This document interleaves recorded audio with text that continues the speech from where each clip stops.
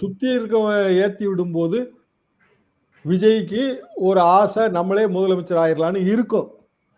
ஆனால் பிராக்டிக்கலா அது ஒத்து வராதுன்னு அவங்க அப்பா மாதிரியானவங்க சொல்லுவாங்க. அவங்க பாலிடிக்ஸ்ல ஊறி வந்தவங்க.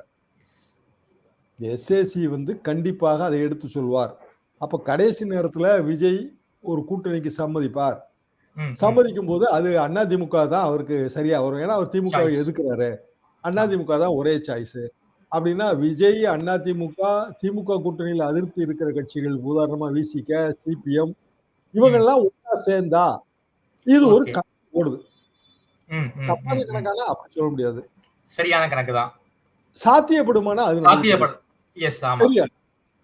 இப்போதைக்கு இந்த கணக்கு சுவாரஸ்யமான கணக்கா ஓடிட்டு இருக்கு. ஓகே. எடப்பாடி பழனிசாமி தரப்புலயே இந்த கணக்கை டெவலப் பண்ணிட்டு இருக்காங்க. என்ன காரணம்னா அவருக்கு அதுல ஒரு அட்வான்டேஜ் இருக்கு. சரி, எடப்பாடி தலைமை நீடிச்சாதாங்க இந்த கணக்கு சாத்தியங்கிற அந்த அட்வான்டேஜ்